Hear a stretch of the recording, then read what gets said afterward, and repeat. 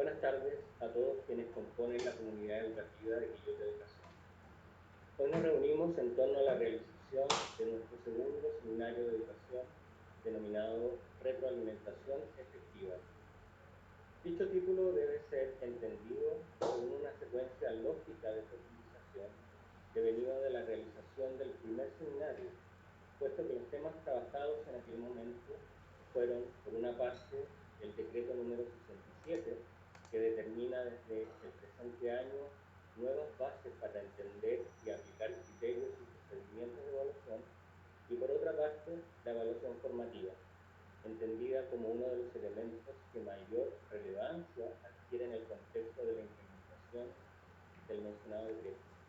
En consecuencia, el presente seminario tiene por propósito generar una posible mirada desde una mayor profundización ahora en el contexto específico de la evaluación formativa, y eso es precisamente la retroalimentación efectiva. Para dar inicio a esta jornada, recibiremos las palabras del director del Departamento de Educación, el señor Luis Salinas Díaz. Don Luis. Muchas gracias, profesor Marcelo. Saludar a todos los presentes, a nuestros colegas de la Dirección de Educación Municipal, que lidera el profesor Marcelo Zelaya, y por supuesto a todos los y las docentes que están ahora presentes, equipos directivos, invitados especiales, que asisten a este segundo seminario que organiza la Red Q de Quillota. La Dirección de Educación Municipal de Quillota está consciente de lo complejo que ha sido este año y también sumándonos a muchas iniciativas que se han desarrollado en distintas corporaciones y direcciones de educación a lo largo de todo Chile. Hemos querido entregar algunas herramientas de apoyo, de orientación y también que sean beneficiosas para nuestros docentes. Este ha sido un año complejo, lleno de desafíos, y también estamos conscientes que en algunos sectores de la población en Chile no se toma de buena forma las clases no presenciales como un hecho y un evento único del cual todos los sistemas de educación en Chile no estaban bien preparados. Y digo esto porque muchos profesores y profesoras de la U han entregado lo mejor que han podido en un escenario bastante complejo, donde la conectividad parece ser el principal desafío para tener una continuidad en la comunicación y en la contención emocional de los estudiantes, y luego poder obtener algunas alternativas de aprendizaje desde lo formativo y también únicamente en lo evaluativo, una vez que este segundo semestre se han despejado varias de las impresiones que se tenían acerca de la continuidad o no de las clases. Es por eso y es importante destacar la noble tarea que hacen todos los y las profesoras, y también destacar que las clases no sean interrumpidos durante todo este año. Las clases presenciales es lo que no está ocurriendo, pero las clases en sí se han desarrollado con los medios que han tenido disponibles nuestros profesores y profesoras, y eso lo pongo en el tapete por el hecho de que han existido recursos tecnológicos de los cuales hemos tenido todo que aprender. Los profesores han tenido que trabajar más de la cuenta preparando presentaciones y materiales audiovisual para poder encantar y llegar de mejor forma a los estudiantes, y también hemos tenido algunos problemas en todo Chile de conectividad por la saturación de las señales y también por los horarios en que no todos pueden acceder producto de la realidad familiar, ¿cierto? Hay espacios restringidos en las casas, todos tenemos hijos, hijas, donde además de estar trabajando en educación, tenemos que estar preocupados y brindarle los espacios de apoyo que ellos necesitan. Por lo tanto, este es un seminario en segunda oportunidad que recoge el espíritu del trabajo colaborativo que ha tenido la Red Q. También es representativo para aquellas direcciones de educación municipal y corporaciones que han dado su mejor esfuerzo a través de sus docentes para poder entregar en este contexto de pandemia una educación no presencial.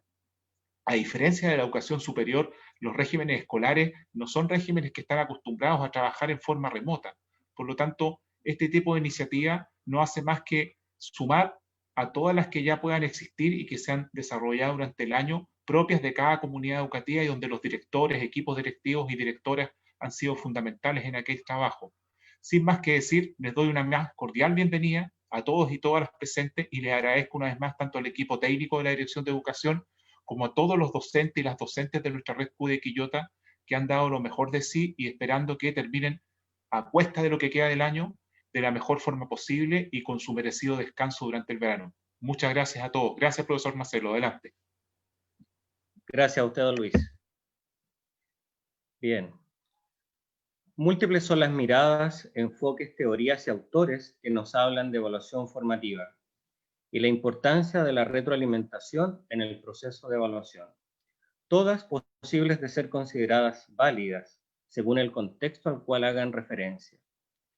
Por lo tanto, como ha sido dicho, el presente seminario pretende abrir una posible mirada con objeto de suscitar la reflexión y discusión por parte de docentes y profesionales de nuestro sistema de educación para que cada uno, al interior de sus respectivas comunidades educativas, saque sus propias conclusiones y así, de modo colaborativo, lleguen a la mejor forma de toma de decisiones en favor de todos los y las estudiantes de nuestra comuna. Para muchos, lo propuesto a partir del decreto 67 puede resultar novedoso, puesto que, en efecto, el sentido más profundo de su implementación conlleva un cambio de paradigma respecto de lo que ha predominado en nuestro sistema de educación desde hace ya más de un siglo, alcanzando a todas las generaciones de docentes, apoderados y la ciudadanía en su conjunto. Sin embargo, al menos desde la década del 70, acumulamos abundante bibliografía que nos habla de transitar desde un modelo centrado en la calificación hacia un modelo centrado más bien en el proceso de evaluación. No obstante, es recién ahora que como sistema educativo nos vemos impulsados a generar efectivamente un cambio profundo en dicha dirección. Impulso dado por el carácter normativo del decreto 67 y en buena parte por las condiciones excepcionales que ha generado la pandemia. Todo lo cual nos obliga a cuestionar, a problematizar un conjunto de creencias y planteamientos que forman parte del modo como todos hemos sido educados, instruidos y formados, pero que según el momento histórico que vivimos, necesariamente debemos replantear. Pues bien, en el segundo seminario de educación, retroalimentación efectiva, la presentación estará a cargo de 3 profesionales de nuestro sistema de educación.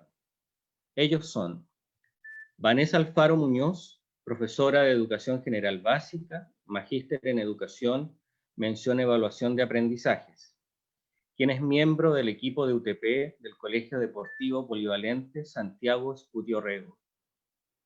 Eduardo Cortés Nostroza, profesor de Tecnología, magíster en Innovación Curricular y Evaluación Educativa. Y Oliver Ollanedel Sáez, profesor de Historia, Geografía y Ciencias Sociales, licenciado en Historia, mención Ciencias Políticas. Vanessa, Eduardo, Oliver, les dejo la palabra.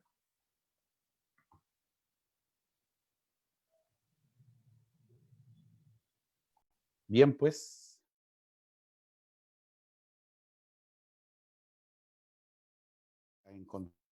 En este día martes, ya vamos a comenzar este segundo seminario, ¿no es cierto?, de la siguiente manera. Acá vemos una reflexión, ¿no es cierto?, de Manuel Ángel Santos Guerra, ¿ya? Y esta reflexión nos habla de funciones que tiene la evaluación.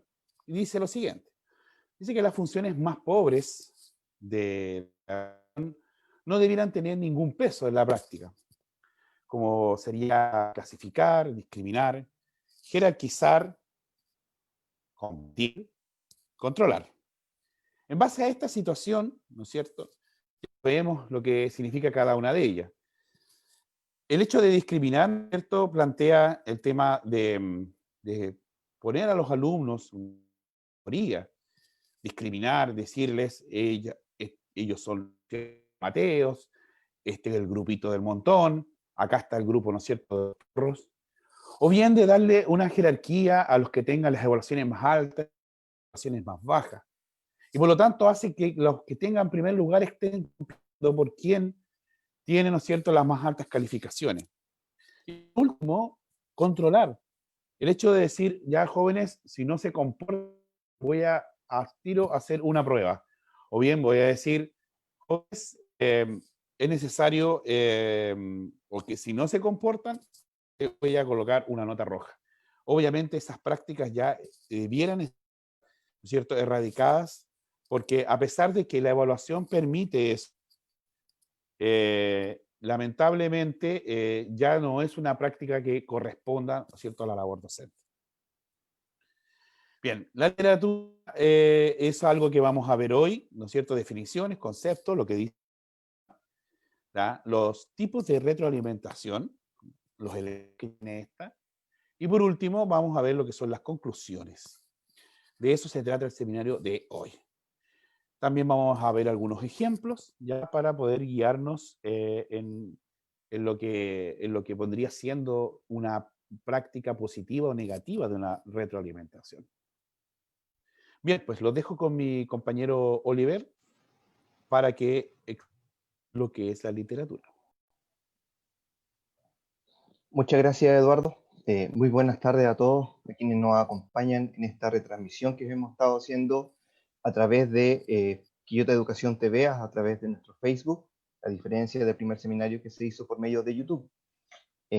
Comentarles también que en el espacio de comentarios del chat de esta transmisión que yo menciono, ustedes tienen la posibilidad de ir dejando las consultas, las preguntas que puedan ir apareciendo en este desarrollo de este segundo seminario, y nosotros al cierre de la transmisión vamos a estar comentando y compartiendo alguna respuesta. Entonces, de esta manera, y como bien decía Eduardo, lo primero va a ser una revisión breve, rápida, de lo que ha sido una parte pequeña de la literatura sobre retroalimentación y también cómo está contenida esta práctica dentro del decreto 67 que ya hemos conversado previamente. Por lo tanto, en esta línea, ahí me parece que va a poder cambiar. Uno de los primeros trabajos que aparece en los tiempos recientes, o uno de los más importantes que se nos viene a la mente, es lo realizado por Hattie y Timperley del año 2007.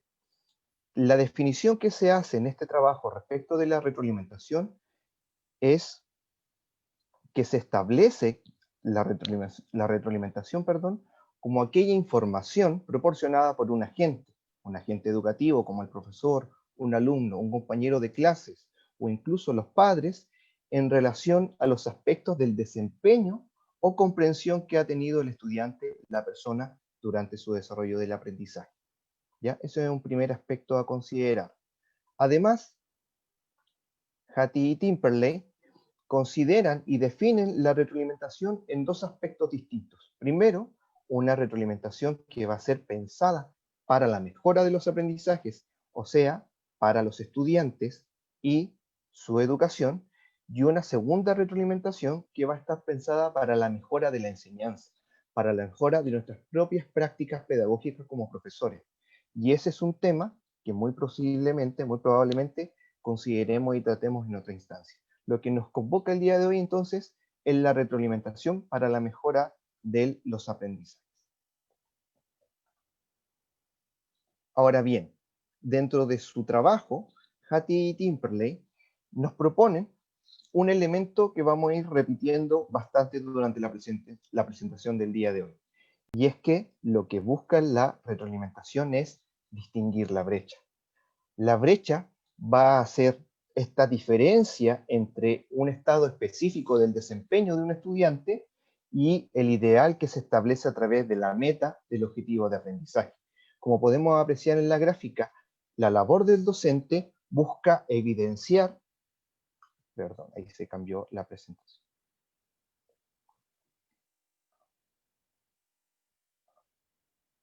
Ahí sí, perdón. Lo que busca el trabajo docente dentro de la retroalimentación es evidenciar en qué momento, en qué parte del camino del desarrollo del aprendizaje del estudiante se encuentra, y por lo tanto establecer qué es aquello que ha aprendido, aquello que ha adquirido con propiedad el alumno, y qué es lo que requiere para llegar al final, a su meta, a conseguir el aprendizaje de manera significativa.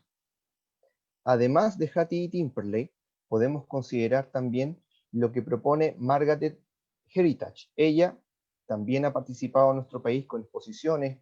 En YouTube ustedes pueden encontrar una ponencia que hizo para la Agencia de la Calidad, y en su trabajo del año 2010, Margaret Heritage establece y ella coincide con investigaciones previas, algunas incluso desde la década del 80, respecto de que la evaluación formativa y el ciclo de la retroalimentación van a estar a disposición de reducir esta brecha entre el aprendizaje del estudiante y el ideal, la meta de aprendizaje que nosotros queremos lograr. Ir finalmente reduciéndola al mínimo posible. Pero además, Margaret Heritage agrega que respecto de la evaluación, ya sea una evaluación formativa o una evaluación sumativa, la información que nos entrega la evaluación no es retroalimentación por sí misma, no es retroalimentación de inmediato, sino que es información que nosotros recibimos a partir de una evaluación se va a convertir en retroalimentación en la medida en que se usa de manera activa para poder reducir la llamada brecha. Entonces, Heritage nos propone lo siguiente. El profesor va a obtener la información a partir de la evaluación formativa o sumativa y la va a utilizar primero para hacer los ajustes que sean necesarios en nuestra enseñanza, en cómo nosotros realizamos las clases para nuestros estudiantes. Y al mismo tiempo vamos a orientar para la mejora a nuestros estudiantes mediante la retroalimentación, indicándoles cómo ellos pueden mejorar su aprendizaje.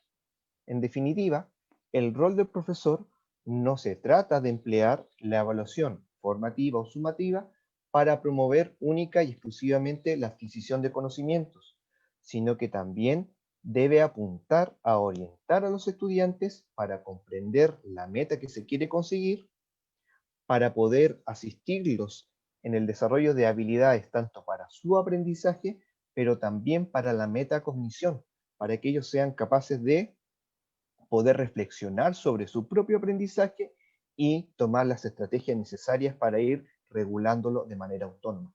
Eso obviamente lo entendemos bajo un ideal, ¿ya? Esos son dos de las literaturas que hemos podido revisar para esta ocasión.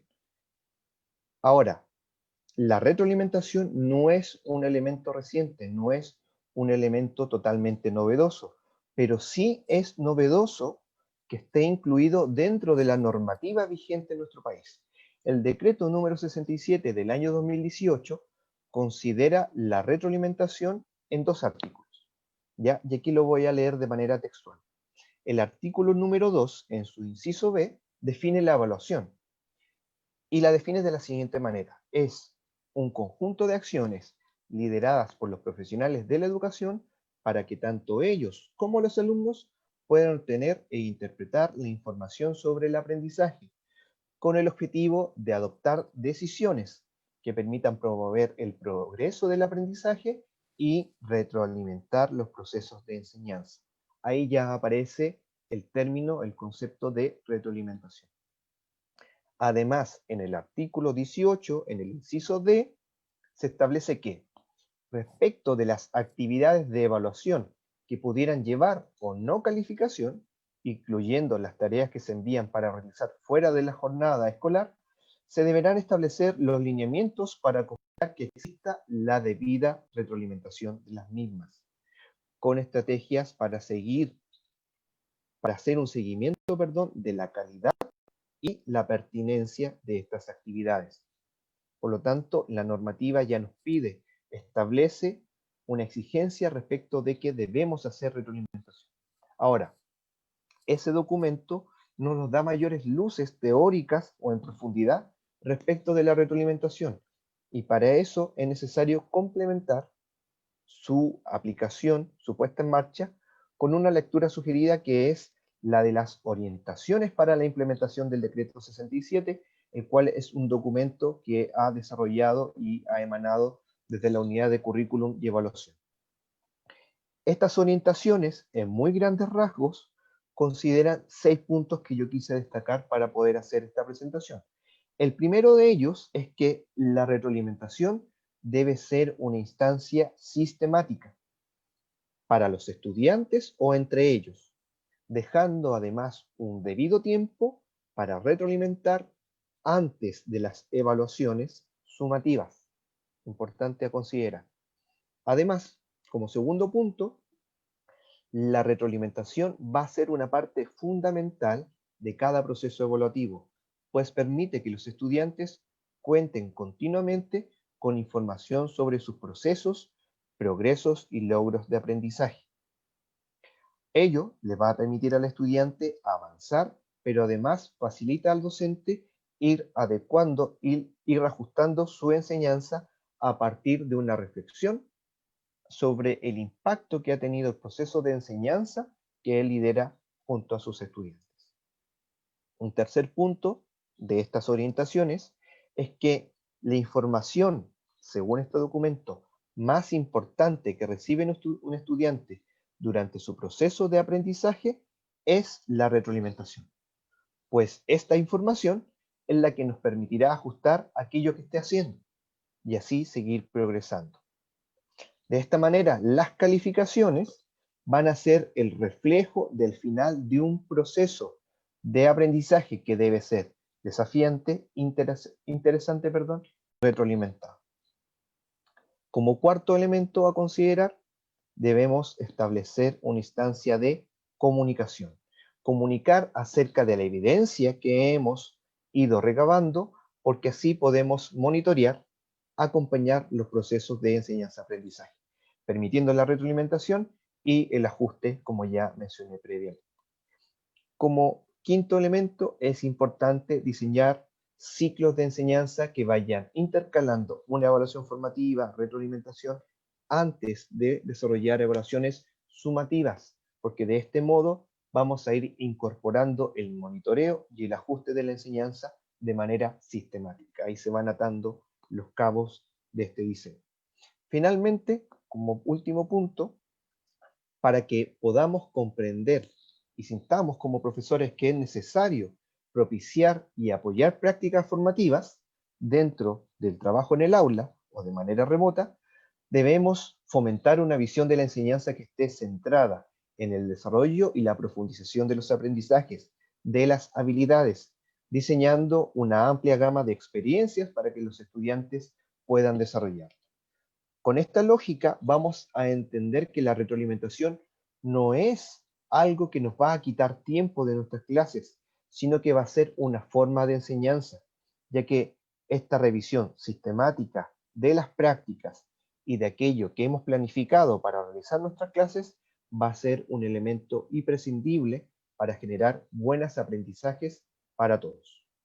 Buenas oportunidades de aprendizaje para todos, perdón. Eso en un primer momento. Así que yo ahora dejo la palabra para que pueda iniciar su presentación a mi compañero Eduardo. Bien, pues. Ahí sí. Vamos a ver un poquito el tema de la psicología cognitiva del aprendizaje para un poquito tener justificación con respecto a por qué hacer la retroalimentación. ¿Ya? Vamos a verlo de la siguiente forma. Vamos a recordar, por ejemplo, que la información, ¿no es cierto?, que está en nuestro entorno, la podemos recibir, ¿ya?, en base a escuchar, podemos utilizar, ¿no es cierto?, el olfato, el gusto y el tacto, nuestros sentidos. Pero también tenemos un elemento importante que es el tema que nos habla la neurociencia, ¿no es cierto?, que es lo emocional. Es decir, lo emocional también está ligado, ¿no es cierto?, aparte a estos cinco sentidos, para que de esa manera la información llegue a la corto plazo o memoria operativa. ¿Ya? Vamos recordando lo que vimos en la universidad en el pregrado. Entonces, ¿qué es lo que ocurre aquí? Vamos a suponer lo siguiente, porque tenemos que pensar que todo es aprendizaje. Cada evento que tenemos en nuestro aprendizaje. Vamos a poner el ejemplo que lo coloca también Ellen Gagné. Dice que si una persona la asaltan cuando está al lado de una pizzería, cada vez que esa persona, ¿no es cierto?, sienta olor a pizza, esta persona va a recordar y va a evocar el momento del asalto, porque está teniendo también sus emociones, ¿no es cierto? Y por último, el tema del olfato. Aparte de ver lo que le está ocurriendo, obviamente todo eso lo está trabajando la memoria a corto plazo y lo almacena, por ende, en la memoria a largo plazo. Por ende, es esencial siempre entender que los alumnos entienden bajo todos los sentidos y también, y que algunos desarrollan algunos más sentidos que otros. A eso, ¿no es cierto?, le vamos a llamar los estilos de aprendizaje. Por lo tanto, es importante darnos cuenta de eso. Es decir, si nosotros siempre hacemos clases exponenciales, obviamente están trabajando solo dos sentidos. Bueno, una vez que la memoria a corto plazo operativa trabaja, como es tan pequeña, ¿no es cierto?, cuesta, ¿no es cierto?, que almacenar. Por lo tanto, el trabajo que nosotros hagamos, la actividad de clase que nosotros hagamos, donde se trabaje la memoria operativa, vamos a lograr que él pueda almacenar esta información, para que de esa manera, de manera directa, ¿no es cierto?, genere respuestas al momento de nosotros necesitarlas, o bien que la pueda procesar nuevamente a través de la memoria operativa, ya para que ahí haya una respuesta a lo que se le... Entonces, este ciclo de información nos ayuda a entender un poquito cómo aprende el ser humano. Frente a esto, la aplicación de esta teoría, ¿no es cierto?, del aprendizaje, vamos a verla en estos 4 puntos. Primero, es importante la activación de conocimientos previos, lo que David Ausubel llama significativo. A veces nosotros le llamamos aprendizaje significativo un montón de términos. En realidad, el aprendizaje significativo es aquello que lo relacionamos con lo que el alumno ya sabe. Porque todo contenido, independiente que no lo haya visto nunca, hay sensaciones frente al contenido. Hay ciertas bases frente al contenido. Y por lo tanto, eso es lo que nosotros tenemos que primero hacer esta conexión. Lo segundo es la atención. No podemos avanzar, no podemos seguir trabajando si no tenemos la atención de los alumnos. Y una cosa muy importante, para poder tener la atención de los alumnos, es necesario conocerlos, conocer sus características, sus intereses, su cultura. De esa manera vamos a lograr generar una mayor motivación, ¿ya? Importante entonces que aquí, en la atención, logremos captar la atención de nuestros alumnos en base a que yo voy a relacionar el contenido, la unidad, el objetivo de aprendizaje, con algo que obviamente esté dentro de su interés, contextualizando la realidad. Ahora bien, importante que la información que entregue en el tiempo sea precisa. Es decir, no podemos llenarlos de información, ¿ya? Es importante siempre comprender que la información precisa va a ser mucho más. Siempre, como dice el comentario, menos es más. Y por último, como se tiene que ejercitar la recuperación, si nosotros nos vamos hacia atrás, para poder seguir haciendo este ciclo, para poder generar esto, la retroalimentación obviamente es muy útil. Es decir, cómo nosotros volvemos a sacar de la memoria a largo plazo, ¿no es cierto? ¿Cómo la sacamos de ahí la información? Obviamente la retroalimentación es una buena herramienta. Si nosotros pensamos que la práctica en sí, de lo que es la retroalimentación, si nosotros le decimos al alumno, ¿sabes qué? Es disparar a este blanco que está acá. Pero le decimos, ¿sabes? Es más arriba, no, es más abajo. Pero el alumno no logra dimensionar hacia dónde está disparando, obviamente no va a lograr nunca mencionar cuál es su error o cuánto le falta para llegar a alcanzar lo que necesita. En base a lo mismo, si el alumno no recibe ningún tipo de retroalimentación, con mayor razón va a estar mucho más desorientado, como lo vemos a nuestro amigo. Es decir, no va a apuntar nunca al blanco. Si nosotros le decimos, lo orientamos y él puede ver dónde está fallando, obviamente va a dar en el blanco, que es nuestro desempeño esperado. De ahí, ¿no es cierto?, que dice que la retroalimentación considera que es la clave para lograr evaluación de los aprendizajes, ¿ya? Esto lo dijo, ¿no es cierto?, Storvat en 2010. Bien, entonces esto es particular. Nosotros planteamos, como dijimos en el seminario anterior, el desempeño esperado. Vamos a tener una clase para ello. Vamos a decirle cómo es el llegar donde tenemos que llegar y dónde queremos que él llegue en realidad. Es decir, si nosotros le decimos, ¿sabes qué? Al alumno queremos que tú llegues a Santiago, ¿ya? Ese va a ser tu caminar. Entonces, por lo tanto, vamos a hacer como que vamos a ir a Santiago en esta clase.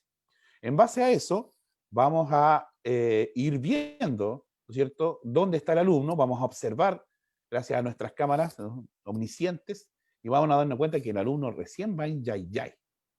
Por lo tanto, tenemos que buscar la forma, ¿no es cierto?, de conversar con él y decirle, mire, ¿sabes qué? La manera más práctica de llegar a Santiago es de esta forma. Tienes que a lo mejor tomar, no te sirve mucho el tren, te sirve mejor un bus, qué sé yo, un auto, y por lo tanto, esa es la forma de acordar. ¿Cuál prefieres tú tomar? ¿Cuál es el vehículo que mejor te facilita llegar a Santiago? Tú lo tienes que decidir. Y el alumno obviamente va a hacer ese análisis. Es una nueva observación y nosotros observamos que el alumno no ha llegado a Santiago, sino que ha llegado a lo mejor a Quilicura. Y frente a eso, ¿no es cierto?, volvemos a retroalimentar y dijimos, bueno, la decisión que tomaste, ya, pues te falta esto para llegar al desempeño esperado, por lo tanto, vamos bien y me imagino, o nos imaginamos como profes, que tú vas a lograr llegar a la meta, que es Santiago. Pasando a otra base, ¿no es cierto?, de lo que es la retroalimentación, es pensar lo siguiente.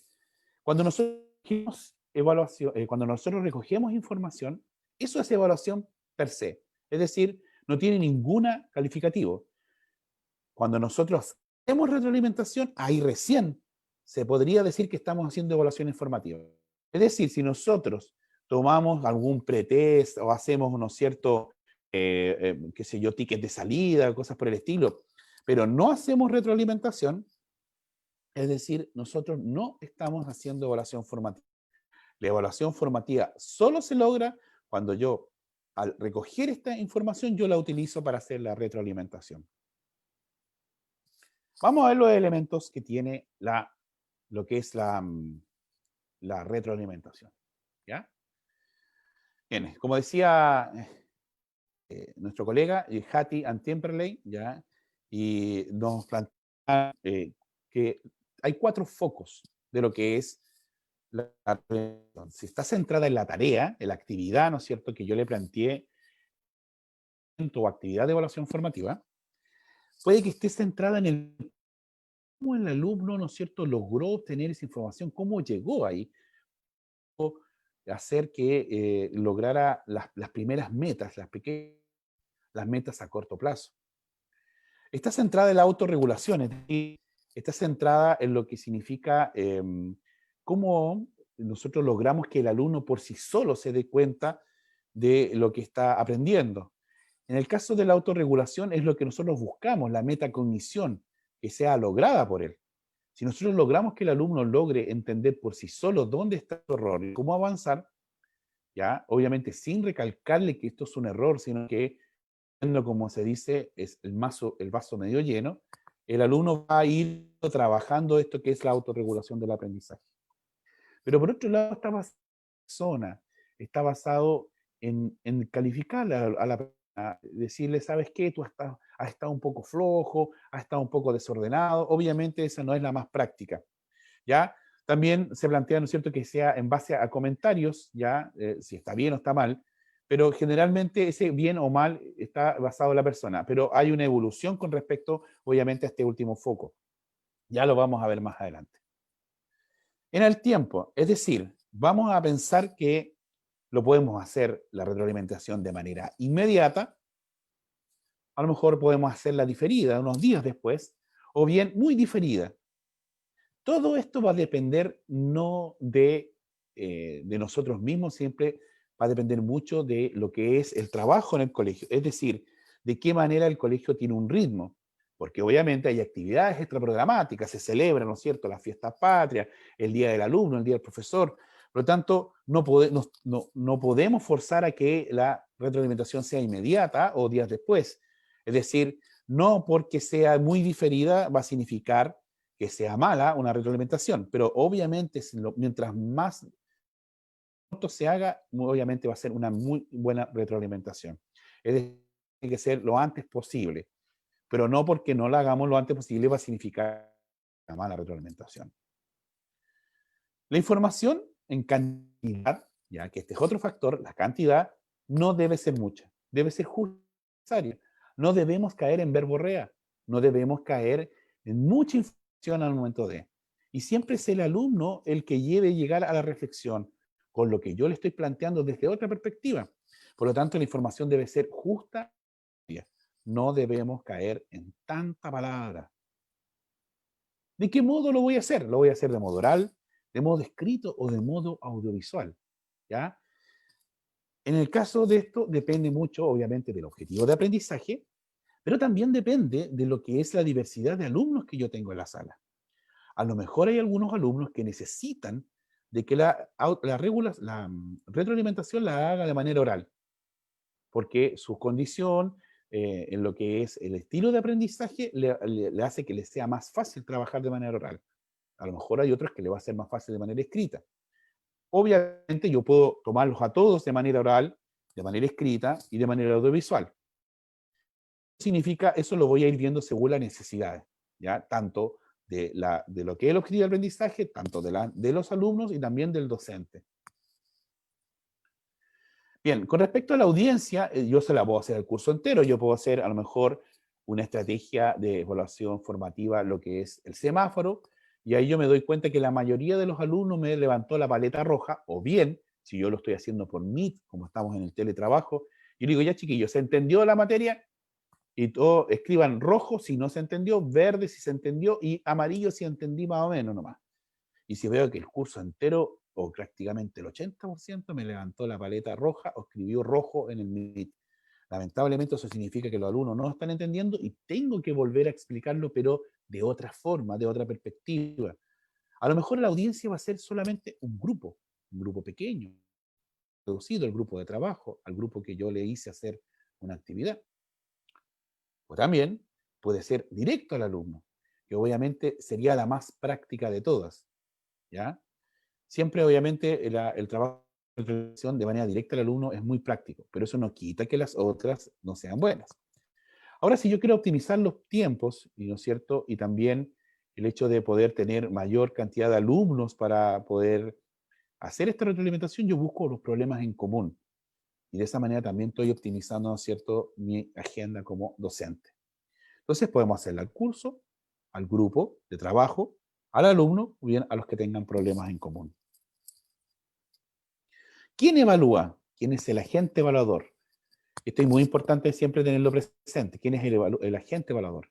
El profesor, obviamente que es el más común, el que hace su retroalimentación, pero también la pueden hacer los compañeros. Es decir, yo puedo hacer una actividad como docente donde sean los compañeros que le plantee a su otro compañero qué fue lo que no logró alcanzar y de qué manera lo podría alcanzar, ¿ya? Y que también obviamente podría ser corroborado con el profesor, pero también, y esto es muy importante, puede ser la familia. El papá, la mamá, algún hermano mayor, también puede hacer el trabajo de retroalimentar. Es importante que en las reuniones de apoderados nosotros trabajemos este tema, que lo veamos como tal. Es importante, ¿no es cierto?, que todas estas prácticas, el decreto 67, la evaluación formativa, retroalimentación, lo trabajemos con nuestros apoderados. Y por último, el alumno también puede hacerlo. Si nosotros logramos hacer un instrumento de evaluación que logre hacer ver al alumno por sí solo hasta dónde ha llegado, obviamente también es muy práctico poder trabajarlo. Otro elemento de la evaluación, la retroalimentación, es la comparación. Una de las menos atractivas es cuando yo lo comparo con el curso y le digo, mira, sabes que ese grupo de allá está tratando de esta forma, mira, anda a verlos, ¿ya? Obviamente no es muy práctico eso, ¿ya? Afecta un poquito la motivación del alumno. La idea es que siempre se haga en referencia a la meta de aprendizaje, al criterio de evaluación, al objetivo de aprendizaje. O bien, en referencia a sí mismo, cuánto ha avanzado él en sí mismo. Yo lo comparo, mira, sabes que tú antes estabas aquí y ahora estás acá arriba, ¿ya? O sea que has avanzado. Esta referencia a sí mismo es muy importante tenerla presente. ¿Por qué? Porque si nosotros nos damos cuenta que este factor que está acá va a ser tomado en cuenta en el caso de que el alumno esté en situación de repitencia. Es decir, hay que ver cuánto el alumno ha avanzado en sí mismo, ¿ya? Y obviamente nuestras evaluaciones formativas y retroalimentación para la referencia de aquello. Así que siempre tener presente la referencia de sí mismo. ¿Qué función puede tener la retroalimentación? Puede ser descriptiva, decirle solamente, decir qué es lo que hizo, sin, ¿ya? Importante también tener presente este punto. Yo voy a describir. Fíjense que en lo que es las mentorías siempre uno le describe al colega qué es lo que hizo en su clase, pero no, la idea es que no lo evalúe, ¿ya? Porque obviamente nosotros los profes, si nosotros nos evalúan, a lo mejor nos vamos a cerrar un poquito a la idea de que nos evalúen. Por lo tanto, siempre en las mentorías lo más práctico es que se describa.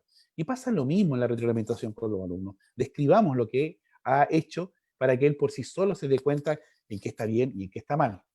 Pero obviamente también en algunos casos tenemos que hacerlo de manera enjuiciadora o evaluativa.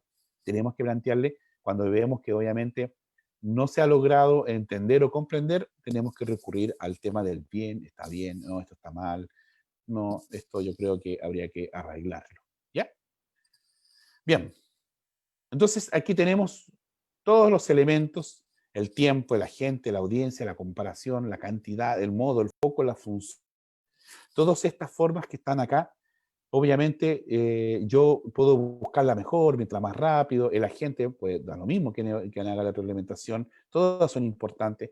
A la audiencia siempre hacia la persona la más directa es lo mejor, la cantidad siempre tiene que ser mínima, en comparación a sí mismo o hacia el objetivo de aprendizaje, función descriptiva, el foco, ¿no es cierto?, centrado en la tarea o en el proceso o en la autorregulación y obviamente de modo oral o escrito o de visual.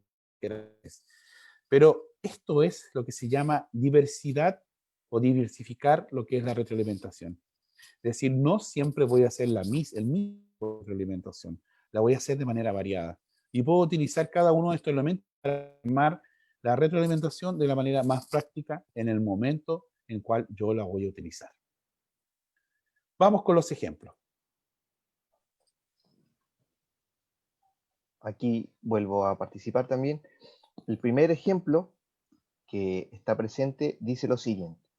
En un tercero básico, un docente pide a sus estudiantes realizar una producción escrita relatando lo que hicieron en sus vacaciones. Carolina ha terminado su trabajo. El profesor lo revisa y luego le dice, bien Carolina, felicitaciones, tu trabajo está muy bien hecho, eres buena para escribir. Bien, aquí tenemos el ejemplo, ¿no es cierto? Lo tenemos en esta parte de acá, en la esquina superior. Y nos damos cuenta que el profesor refuerza a la alumna, ¿no es cierto?, de manera positiva, pero su refuerzo no lo orienta al aprendizaje. Es decir, no le dice en específico qué es lo que ha logrado y qué es lo que puede mejorar.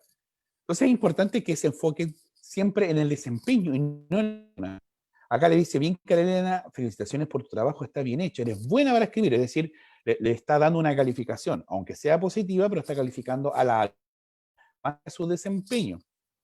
Si nosotros quisiéramos escribir esto de una manera, diríamos, felicitaciones por tu trabajo, Carolina, está muy bien hecho, lograste ordenar las ideas, ¿no es cierto? Lograste ordenar bien las ideas, ahí ya le estamos dando un sentido más orientador en lo que se refiere a su trabajo, viendo un orden en el tiempo, y dice entre paréntesis cronológico.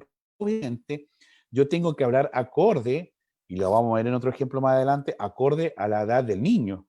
Conocemos, ¿no es cierto?, las características, y eso lo dice el marco para la buena enseñanza, conocemos las características de los estudiantes. Porque es la forma más fácil, ¿no es cierto?, de seguirlas y comprender la idea general. Entonces, acá tenemos una retroalimentación ya que está más orientada, que está más clara. Es decir, a Carolina le va a quedar claro por qué hizo bien su tarea y no como acá arriba que no sabemos por qué lo hizo bien. Vamos al siguiente.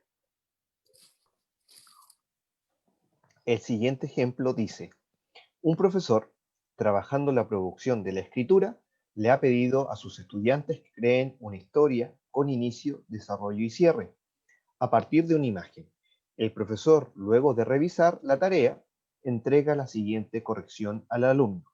El texto que escribió el alumno dice, había una vez un niño que salió con su mamá al supermercado y se arrancó y se perdió y lloró. Bien, aquí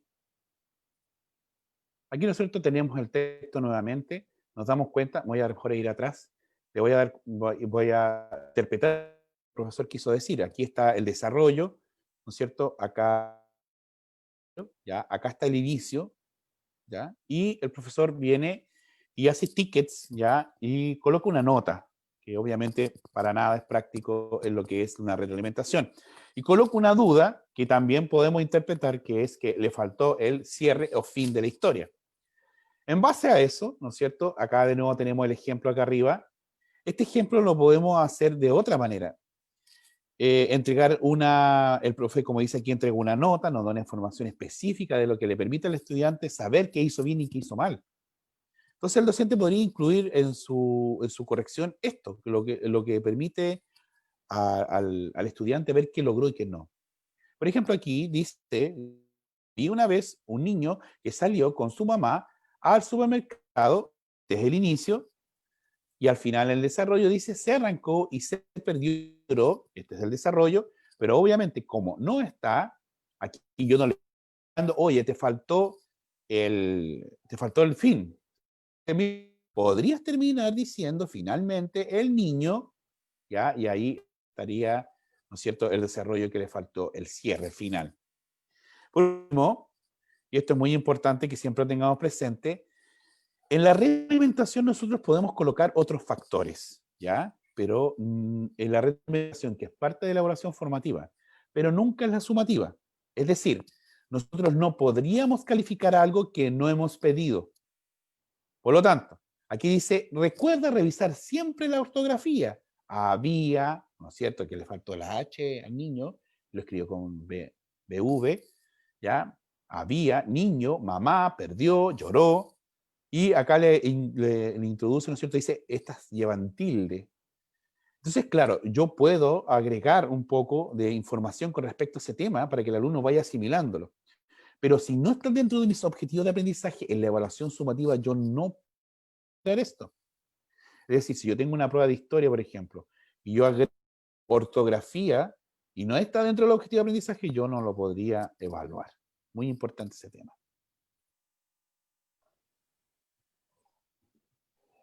El siguiente ejemplo que está aquí presente es la siguiente carta de una niña que dice: Catalina, te mando un mensaje para ti, Catalina. Te la manda Pía Ortiz con mucho cariño, Catalina. De Pía Ortiz, el 12 de octubre del 2009. El texto escrito, esta es la retroalimentación del profesor o profesora, dice, el texto escrito no es coherente con la intención comunicativa. Entre paréntesis, mensaje está ausente. Se evidencia confusión de la comprensión. Nuevamente, entre paréntesis, solo pareciera un saludo. El texto no presenta errores ortográficos. La letra es clara. Se puede mejorar la comprensión y estructura de los diferentes tipos de textos en forma guiada. Tu trabajo está en un nivel insuficiente. Bueno, acá nos vemos en un ejemplo que obviamente está enfocado un poquito a lo que es la función evaluativa pero está solo ligada a eso. Es decir, más allá de la descripción de lo que hizo su trabajo. Debiéramos partir siempre con lo positivo, y la profesora dice que el texto escrito no es coherente. ¿Ya? Valorar otros factores que ocurrieron a Pía Ortiz, como el tema de las flores, el mensaje. Obviamente ahí falta el mensaje y debía haber quedado solo como eso, como una pregunta. ¿Y cuál fue el mensaje que quisiste darle a Catalina? ¿Ya? El hecho de calificarlo tiene una nota, ahí tiene un 3, más encima dice que es un nivel insuficiente. No deben estar estos elementos dentro de lo que es una retroalimentación. Esto ya tenemos como una de las retroalimentaciones que debiese tener una mayor mejora, ¿ya? Pensando también que la forma en que evaluó la docente es muy elevada, ya cuando hablamos de un texto coherente, pensando también en que estamos hablando de básica y que el lenguaje debiese ser lo más amigable posible, ¿ya? Bien. Vamos con el último ejemplo. El último ejemplo aquí presente es un ticket de salida que se titula Preparando mi prueba y el título es El valiente Teo. La instrucción es: describe física y psicológicamente a Teo. La respuesta del estudiante dice: es chico, crespo y flaco. En rojo, en lápiz rojo, podemos identificar la retroalimentación del profesor, la profesora, en donde se hace un cuadro para ir completando la información con una columna de características físicas, en donde el docente indica la respuesta del alumno, chico, crespo y flaco, pero deja una columna vacía con las características psicológicas. Y ahí entrega preguntas. Dice, ¿cómo se siente? ¿Cómo se comporta? ¿Qué te dice el título acerca del personaje? Bien, aquí tenemos una evaluación formativa mucho más correcta, ¿no es cierto? Está planteándole, está haciendo ver al alumno en las características físicas que eso sí lo respondió bien, ¿ya? Y sin calificarlo como tal, no le dice está bien, sino que le dice, ya, esto se cumplió, pero faltaron estas otras, pero también, no tampoco se lo dice evidentemente. Y le pregunta de nuevo de otra forma, ¿cómo se siente? ¿Cómo se comporta? Es decir, le está preguntando de nuevo lo mismo que está en el título, pero se lo está preguntando de otra forma. Y por último, le indica, lo orienta, que es la función propia de lo que es la retroalimentación, le dice, ¿qué te dice el título? Acá. Entonces, obviamente, valiente podría estar acá, ¿ya? También hay una corrección de ortografía. Recordemos lo que dijimos recién con respecto a las correcciones. Bien, aquí tenemos probablemente una retroalimentación que está dentro de lo que se busca, ¿ya? Simplemente es muy sencilla, no tiene tampoco tantas indicaciones, tampoco tiene tanto texto, ¿ya? Y la información es clara y precisa. Conclusiones. Y le damos la palabra a la profesora Vanessa Alfaro.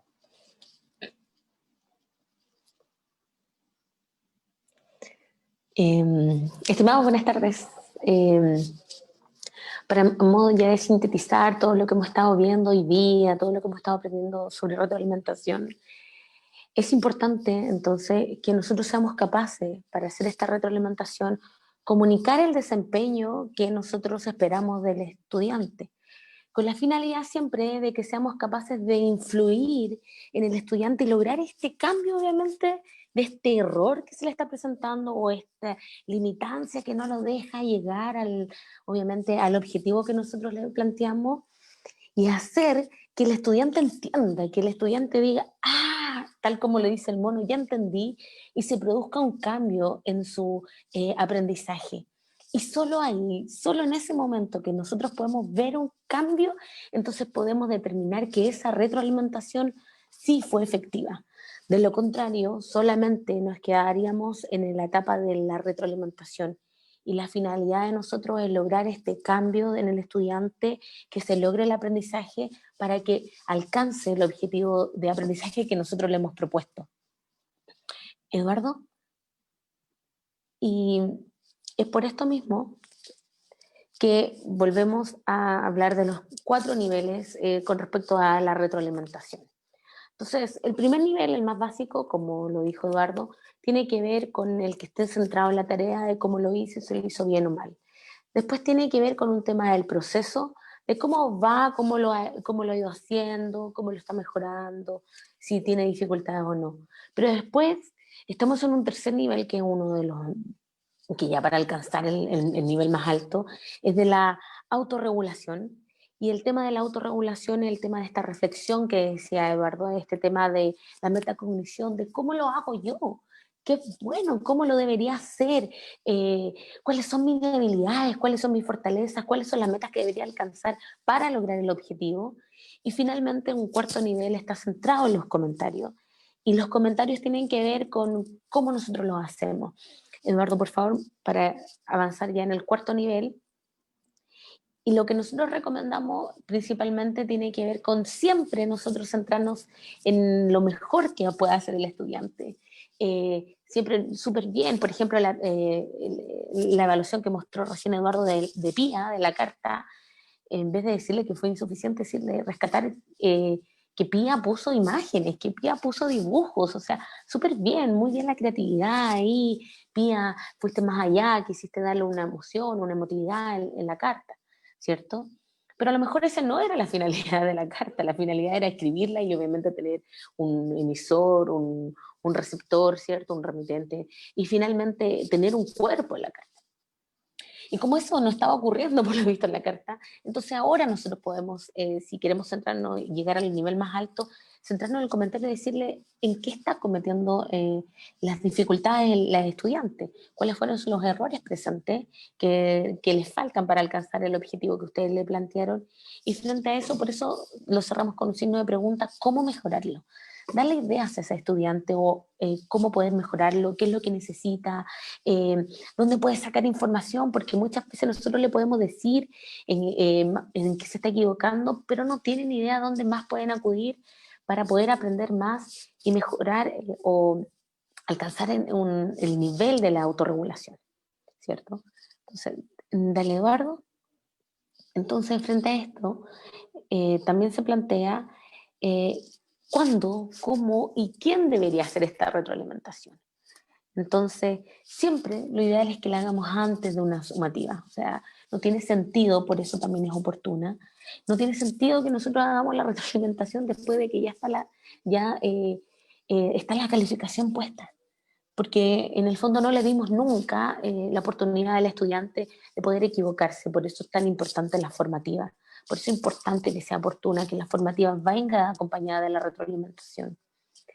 ¿Cómo deberíamos hacerlo? Bueno, como lo dijo Eduardo, con la información necesaria y oportuna para que el estudiante pueda mejorar, pueda alcanzar este objetivo de aprendizaje y pueda estar centrado tanto en la tarea como en el proceso, como en la autorregulación. ¿Cómo la podemos hacer? De manera oral. Nosotros constantemente la hacemos de manera oral. Cuando podíamos hacerlo, caminábamos por los pasillos, tocábamos el hombro al estudiante, le decíamos en qué le estamos viendo la dificultad, cómo podía mejorarla, ¿cierto? Y también podemos hacerla escrita, la mayoría de nosotros las podemos estar haciendo en estos momentos escrita, donde le dejamos un comentario al estudiante, ojalá en esto del que recién les mostré, focalizado en qué está bien, qué hay que mejorar y cómo lo podemos mejorar. Pero hoy en día podemos trabajar también la modalidad audiovisual, en donde nosotros podemos grabar un pequeño video y esta misma conversación que yo estoy haciendo se la enviamos a los estudiantes. Entonces, hay millones de canales, podemos utilizarlo. Entonces, aprovechémoslo, veamos que la tecnología nos puede ayudar, está a favor de nosotros, sobre todo hoy en día. ¿Y quién puede hacer esta retroalimentación? No siempre la podemos hacer nosotros y generalmente la hacemos nosotros. También podemos pedirle a los pares, a los compañeros de los estudiantes que hagan esta retroalimentación. Si nosotros tenemos una pauta muy adecuada, si no tenemos una pauta pertinente, que es entendible, que fue conversada en algún comienzo con los estudiantes, entonces lo más probable es que entre ellos, cuando se intercambien los trabajos, puedan hacerse buenas retroalimentaciones. Y finalmente también podemos encontrar una retroalimentación que la pueda hacer el estudiante mismo. A través de esa misma pauta que yo les comento, el estudiante puede hacer un check y decir, sí, alcancé este punto, alcancé este otro, pero no, aquí veo que hay dificultades, y a lo mejor él mismo dejarte un registro a ti, comunicarte cómo lo puede mejorar. Y aquí viene el tema de la autorregulación, el decir, yo me di cuenta que estas son mis falencias y la puedo mejorar de A, B, C, X forma. Dale nomás, Eduardo. Y frente a esto mismo, la Carla Förster, en El poder de la evaluación en el aula, nos plantea 7 prácticas de retroalimentación que pueden ser efectivas y que nos llevan a esta retroalimentación efectiva. Primero, y esta es la más importante, y sobre todo ahora que estamos en el decreto 67, en donde tenemos que cambiar este paradigma de una evaluación del aprendizaje por una evaluación para el aprendizaje, siempre tenemos que definir qué vamos a esperar por buen rendimiento. No tenemos que ser viscerales en esto, porque además siempre nos puede pasar esto del efecto halo, este efecto de, este estudiante es súper bueno, no tiene nada malo, pero sí, a lo mejor hay algo que él puede mejorar y nosotros tenemos que tenerlo súper en claro, sobre todo cuando nosotros planteamos cuál es el objetivo de aprendizaje que queremos que alcance. La segunda práctica que nos recomienda la Carla es facilitar el desarrollo de la autoevaluación. Esto que hemos venido hablando todo el rato de la autorregulación, de que el estudiante reflexione, vea su práctica, cómo está, qué tiene que mejorar, cómo lo puede hacer. Otro punto es entregar una información de alta calidad sobre el aprendizaje. Entonces aquí tenemos que tener mucho cuidado, porque muchas veces nosotros le damos muchas ideas de lo que tiene que mejorar, pero resulta que si nos devolvemos al punto número 1 del objetivo de aprendizaje, no hay relación, no hay match. Estamos retroalimentando B cuando nosotros estamos evaluando A. Entonces hay que tener mucho cuidado. No es malo, a lo mejor, por ejemplo, con el tema de la ortografía, nosotros hacerle comentarios de la ortografía, pero ojo, de manera formativa, porque para la calificación, a lo mejor en historia no hay ningún objetivo que hable de la ortografía. Eso no quiere decir que no sea importante, ¿ya? Pero para temas de calificación tenemos que remitirnos siempre a, ¿lo pide lo A? Ah, si lo pide lo A, lo podemos calificar, si no, nos volvimos creativos. Por eso son tan buenas las tablas de especificaciones, donde nosotros podemos ver el recorrido de lo que, si estamos evaluando lo que pedimos o nos pusimos creativos. El cuarto punto es promover diálogos sobre el aprendizaje entre el docente y el estudiante. No nos podemos quedar entre nosotros solamente en hacer la retroalimentación, escuchemos a los estudiantes. De hecho, esto está muy ligado con el punto número 7, ¿ya? Conversemos con ellos, veamos qué le está pasando, o a lo mejor en una de esas nos puede ocurrir, y yo creo que a todos nos ha pasado, que de repente uno ve una evaluación que está mal confeccionada, o sea, que tiene dificultad, y tú te acercas al estudiante y le preguntas, y le pides que te explique un poco más. Y el estudiante lo más probable es que te diga, es que lo entendí mal, es que no lo comprendí, y le vuelves a dar el pase para que lo vuelva a hacer mejor. Un quinto punto puede ser potenciar creencias motivacionales positivas y de autoestima. No hay nada más terrible que en realidad agarrar una evaluación y ver todo lo malo que hiciste. Entonces tú te bajoneas, te sientes mal. Entonces, por eso es bueno estar centrado en los comentarios siempre positivos, para que el estudiante comience con otra ganas de poder ver en qué tiene que mejorar, ¿ya? Y un sexto punto habla de proporcionar oportunidades para cortar la brecha de desempeño actual y de desempeño deseado. En esto también lo habló Oliver, ¿cierto?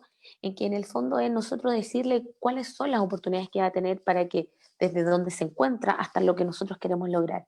Es lo que yo decía día de la mañana con los chiquillos, en el fondo es, si nosotros queremos si nuestro objetivo es que los chiquillos salgan del túnel, perdón, salgan de un laberinto, y les enseñamos a leer mapas, les enseñamos a lo mejor a ubicar esta ubicación, desarrollar habilidades de ubicación temporio-espacial, y algunos salen al tiro, pero hay otros que no, que se van a quedar ahí.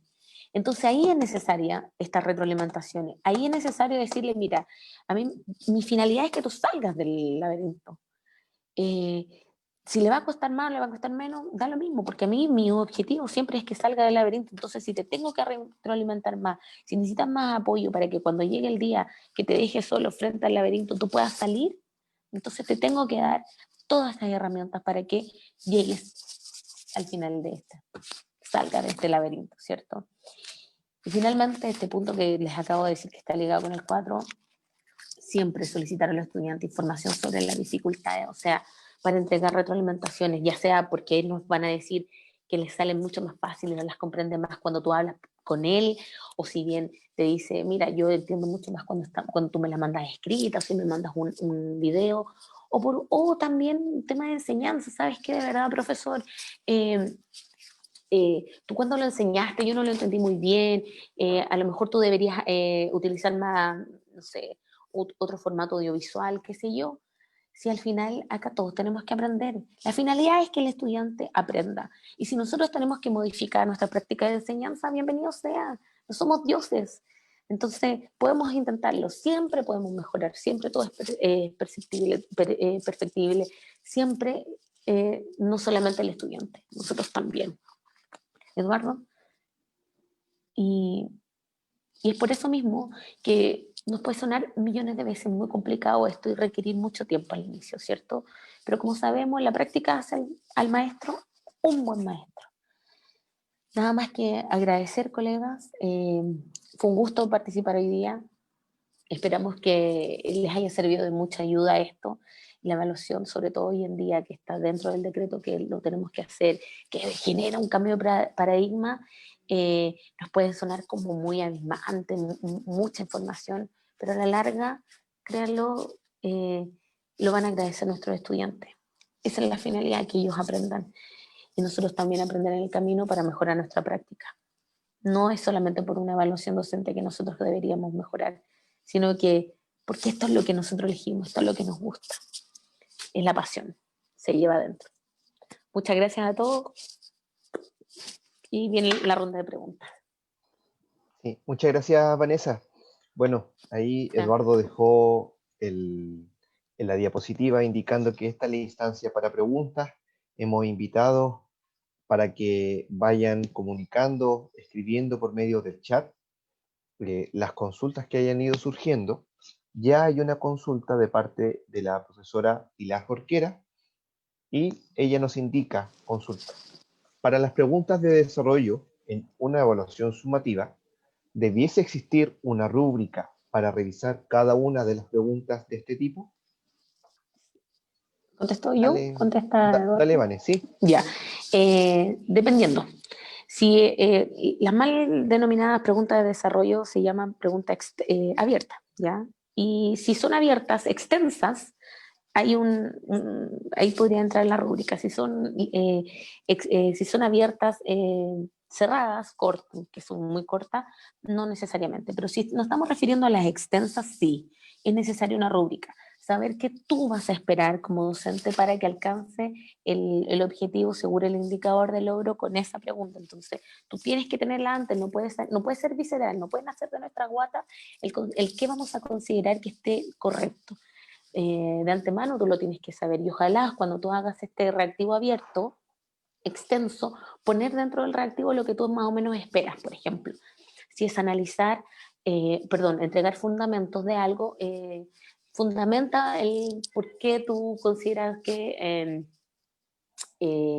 fue muy interesante, estoy pensando en lenguaje, fue muy interesante el tema de Crónicas de una muerte anunciada, que parte de atrás para adelante, ¿cierto? El texto. Entonces entrega dos argumentos o dos fundamentos. Entonces eso quiere decir que cuando tú hagas una rúbrica, tu rúbrica va a basarse en estos dos fundamentos. Ahora tú tienes que ver si lo quieres ya holística o analítica, pero me extendí mucho en la respuesta, sí, pero sí, se necesita rúbrica. No hay problema, Vanessa, muchas gracias. Tenemos un tiempo para esto. También consultan por intermedio del chat, primero la profesora María Sandra Carvajal, si es que esta presentación va a quedar grabada. A diferencia de YouTube, esta presentación queda disponible una vez que terminemos con la transmisión de manera inmediata en el Facebook de Quillota Educación TV. Así que no hay problema al respecto. Y hoy día, voy a decirlo bien bajito, pero hemos tenido una buena conexión a diferencia de otras instancias. La plataforma ha sido más estable. Hay una segunda consulta de parte de Marcela Cortés y dice, para la evaluación docente, en la parte de reflexión de la evaluación, es imprescindible agregar elementos de retroalimentación, metacognición. Y además, la autoevaluación la identifica como inseparable de la retroalimentación. Quizás más que una consulta, es un comentario. Un comentario, sí. ¿Ustedes podrían agregar algo al respecto, Eduardo, también? Bueno, claro, yo creo que todos los elementos que vimos acá son propios de lo que es en el portafolio, lo que es la parte de la evaluación. Ya es imprescindible darnos cuenta, ¿no es cierto?, de lo que planteabas tú, Oliver, al principio, lo que es esta sistematización. ¿Ya? Y no solo eso, nosotros tenemos que pensar que en evaluación también está el trabajo taxonómico, que es algo propio. Es decir, nosotros necesitamos trabajar las habilidades de manera jerarquizada para de esa manera, obviamente, independiente que uno pueda estar de acuerdo o no con esa teoría, pero tenemos que pensar que esa es la forma que tienen de evaluarnos, también tiene que estar inserta y tener que ir, ¿no es cierto?, con esta evaluación formativa y a la vez, ¿no es cierto?, esta progresión que vamos haciendo de la evaluación. Vanessa, no sé si quieres aportar algo de eso. A mí me gustaría agregar algo.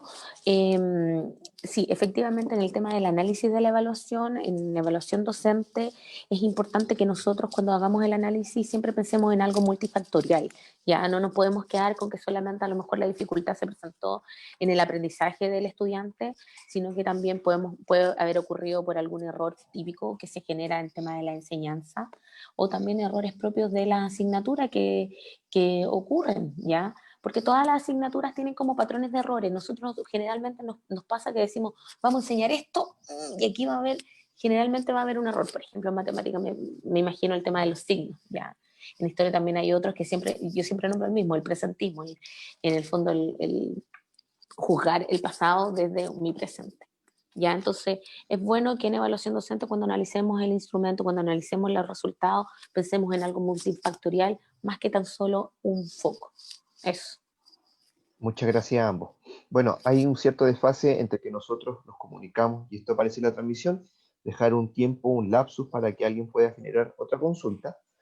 Pero además, y aprovechando que tenemos un resto de minutos todavía, les voy a plantear a ustedes algo que hemos conversado internamente desde la organización y tiene que ver con los tiempos y el manejo del mismo.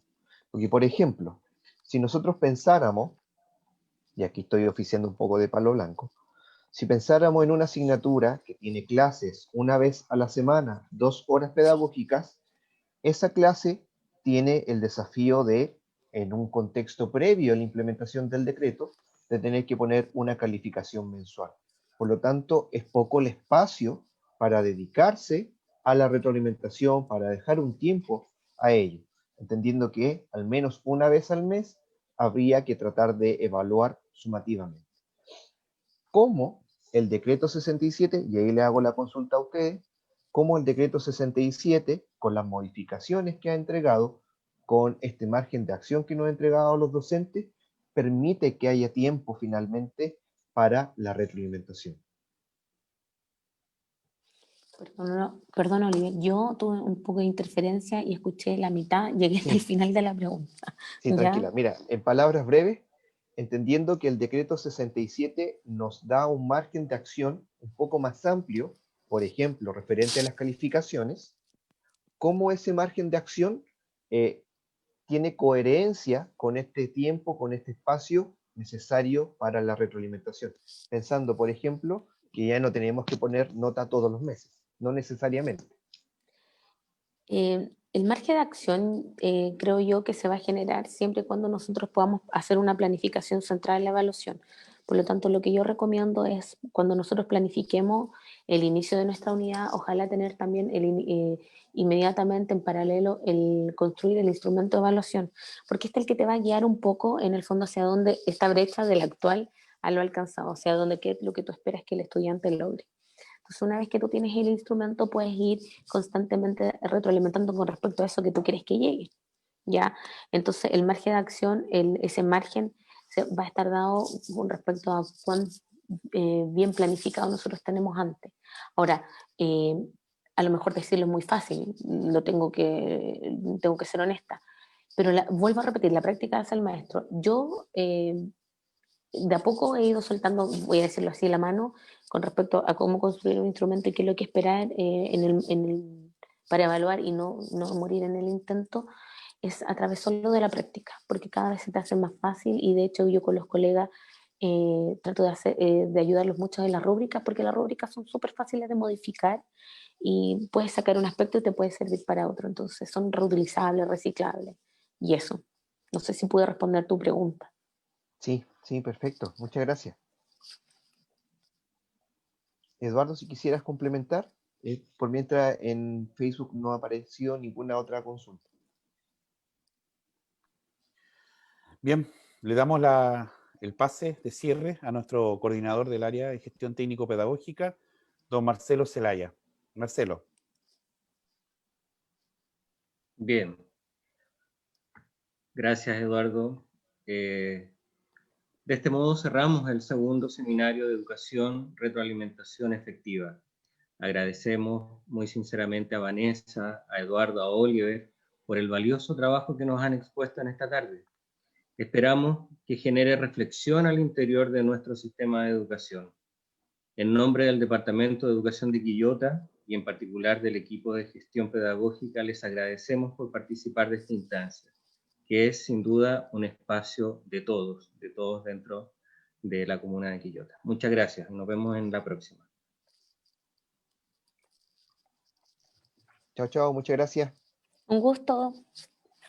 Gracias a todos. Que estén muy bien. Profesora Vanessa, un gusto escucharla como siempre.